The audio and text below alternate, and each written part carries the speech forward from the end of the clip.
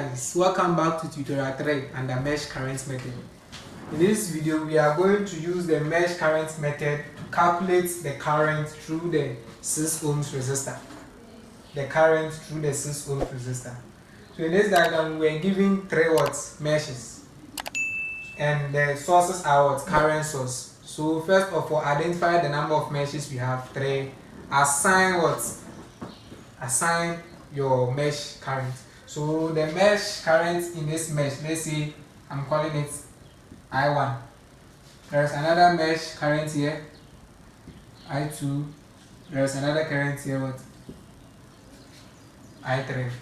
So we are going to use this to calculate the current in the 6 ohms, which is I0 per the question. But you should know that the current in the 6 is the same as the mesh current, I2. Alright, the current in the 6 is the same as mesh current, I2. So we are just going to use this to get I2. So let's see. The next thing to do is to write KVL in the meshes. But let's see something. In this mesh, we are saying the current moving is I1. So as we say, I1 is the current moving on this branch, on the branch in that mesh. So I1 is the current moving on this branch. And we can see that there's another current 6 amperes on the same branch.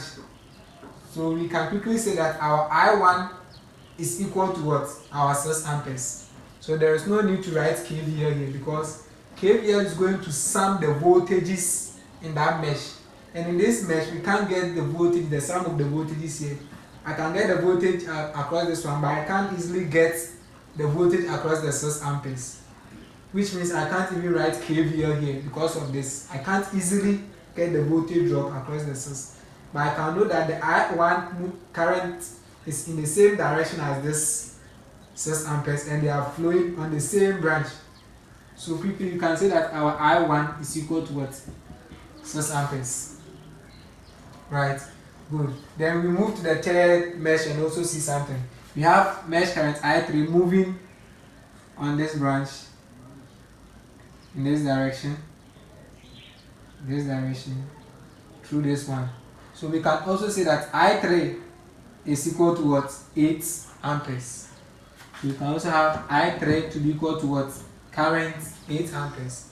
Assuming the 8 amperes was given to flow in this direction, and our assumed I3 is the same clockwise, then we should say that our I3 is equal to negative 8, because the I3's direction is going to oppose the 8 amperes.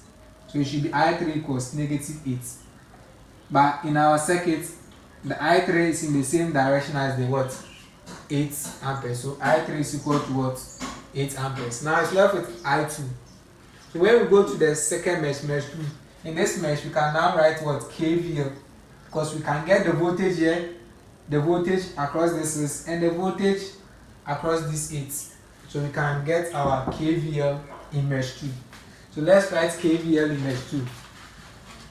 KVL in mesh 2. Alright, let's start from here.